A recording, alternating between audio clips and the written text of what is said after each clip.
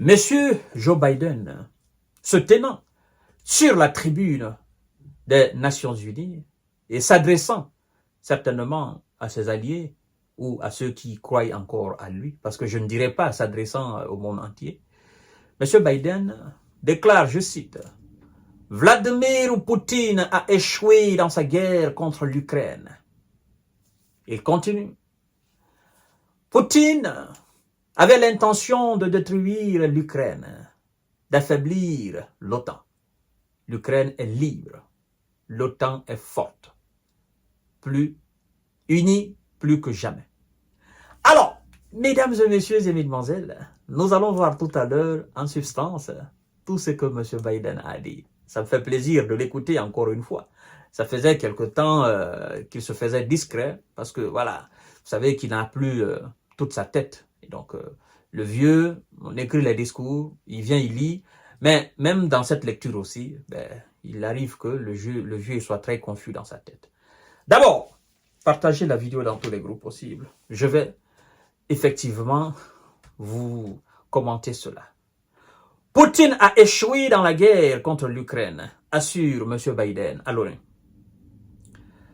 M. Biden a déclaré à la tribune de l'ONU mardi que le président de Russie, Vladimir Poutine, avait échoué dans son invasion de l'Ukraine.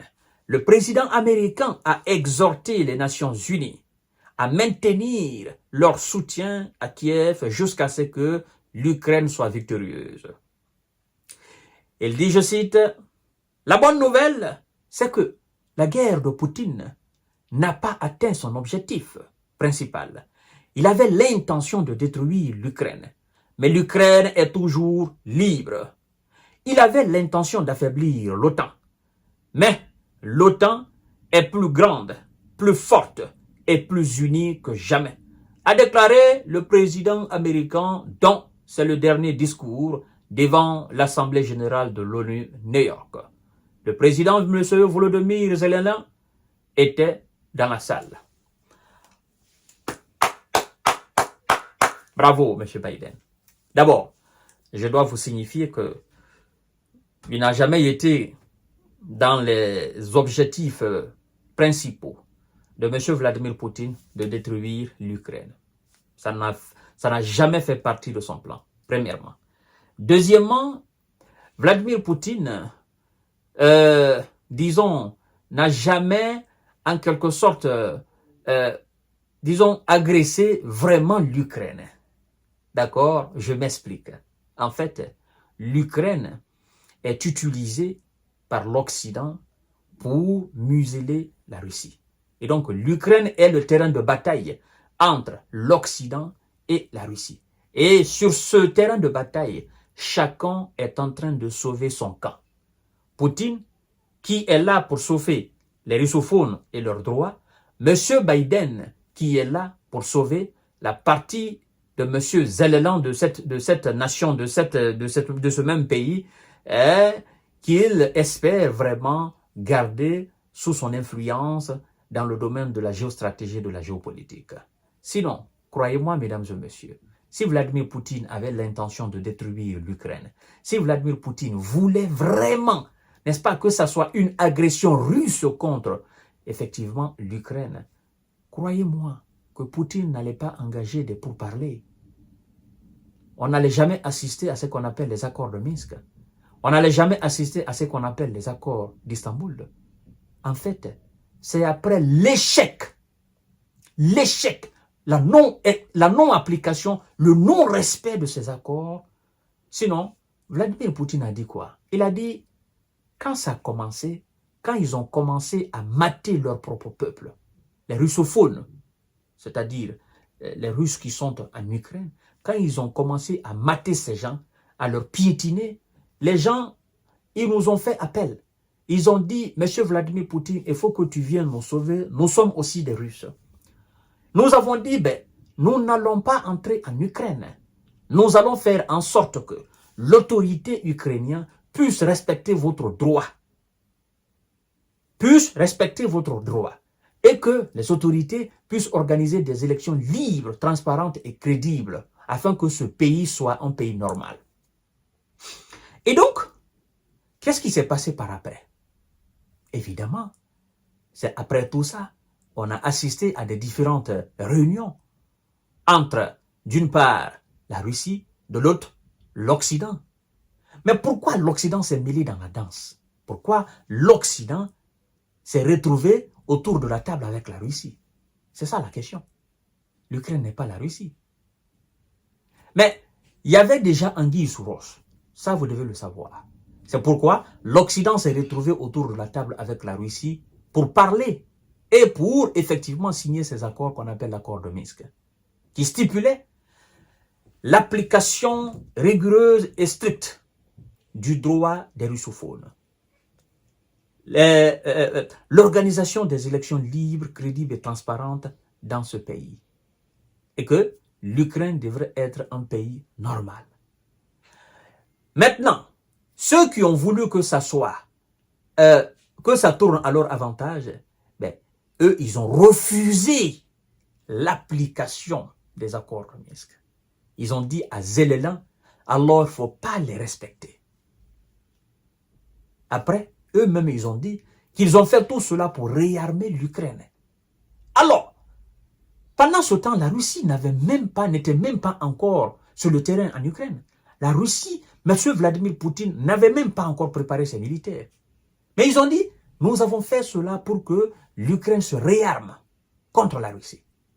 Donc, ils s'attendaient alors que ça serait une guerre. Parce que qui parle de réarmement s'attend à une guerre, évidemment. Donc, ils n'ont pas respecté les accords. Ce n'est pas les Russes qui ont violé les accords. Et donc, comme je disais tout à l'heure, ce n'est pas une guerre d'agression russe contre l'Ukraine. En fait, l'Ukraine, c'est le terrain de bataille entre la Russie et l'Occident où chacun cherche à sauver sa part du gâteau. C'est tout simplement que ça. Alors, quand M. Biden dit que l'Ukraine est libre, vous qui êtes des impartiaux, c'est-à-dire vous qui jugez avec de l'équité et de l'équilibre, au fait, pensez-vous que l'Ukraine est un pays libre? Je crois que non. Même si vous posez la question à un enfant de 2 ans, s'il parle et qu'il raisonne, il vous dira, mais l'Ukraine n'est pas un pays non libre. Non, si c'était un pays libre, on ne serait pas là à assister à ce conflit. De l'autre côté, il y a une partie qui est sous le contrôle de la Russie. De l'autre côté, il y a une autre partie qui est sous le contrôle de l'Occident, mais qui est discutée aussi par la Russie. Donc, ce n'est pas un pays libre. En plus de ça, M. Biden dit dans son errance verbale que l'OTAN est plus forte. L'OTAN n'est pas affaiblie. Mais M. Biden, je dois vous avouer qu'en réalité, l'OTAN n'existe pas. L'OTAN n'existe pas. Dit tout simplement que l'Amérique est forte et l'Amérique reste unie. Sinon, l'OTAN n'existe pas. Il n'y a pas d'unité dans l'OTAN. Parce que s'il y avait d'unité, éventuellement, évidemment, on n'allait pas assister à ces désaccords. Il y en a qui veulent qu'on envoie des armes de longue portée, il y en a qui ne veulent pas. Il y en a qui veulent que ça soit une guerre directe avec la Russie, il y en a qui ne veulent pas. Donc, ça prouve qu'il n'y a pas d'union, il n'y a pas d'entente. Ça prouve qu'il n'y a pas de cohésion au sein de ce que vous appelez l'OTAN. Premièrement. Deuxièmement, quand vous dites l'OTAN est forte, en réalité, l'OTAN est faible. Et on a vu, on est en train d'assister à la faiblesse de l'OTAN. Oui, auparavant, quand il s'agissait de la Libye, l'OTAN était très forte avec ses avions. On nous a impressionnés et on se dit, waouh, quelle organisation. Mais c'était du vent. Oui, c'était du pipeau. Parce que c'était contre un pays faible. Mais là, on est assisté aux limites de l'OTAN. Donc l'OTAN n'existe pas. C'est un tigre sur le papier, M. Biden. Vous devriez certainement avoir honte de dire que l'OTAN est forte. Et quand vous dites que les Nations Unies doivent continuer à soutenir l'Ukraine pour que l'Ukraine soit victorieuse, vous parlez de quelle victoire? Et vous parlez de quelles Nations Unies? Sincèrement, ça me fait rire. Hein? Ce sont les Nations désunies. C'est plus des Nations Unies, ce sont des Nations désunies. Vous avez échoué, l'Occident a échoué en Ukraine, l'Occident a échoué dans le Moyen-Orient, l'Occident a échoué en Afrique. La preuve en est que, là où vous étiez hier en Afrique, vous ne l'êtes plus.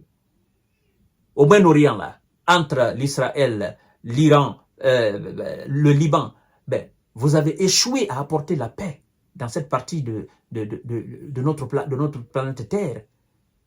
Et à l'instant où je suis en train d'enregistrer cette émission, ben, la situation est critique au Moyen-Orient. Donc, vous voyez un peu. Et c'est vous qui soutenez une partie dans ce conflit ou dans ces différents conflits au Moyen-Orient. Donc, vous avez aussi échoué là-bas parce que Vladimir Poutine n'est pas là-bas. Vous voyez, vous avez échoué en Afrique, vous avez échoué au Moyen-Orient, vous avez échoué en Ukraine. Donc, moi, je ne vois pas où véritablement vous avez réussi. Vous voyez, M. Biden. Et donc, quand vous parlez de Nations Unies, il n'y a pas de Nations Unies. Ce sont des nations désunies. Il n'y a plus d'unité. Et ce que vous appelez Nations Unies ne répond plus aux critères et ne peut plus répondre aux défis auxquels les peuples du monde aujourd'hui font face. Vous voyez, M. Biden. Donc, votre présidence à la tête de Visa, votre présidence a été franchement un échec. Comme nous autres, on aimait souvent dire, le président des États-Unis, en quelque sorte, c'est le président du monde.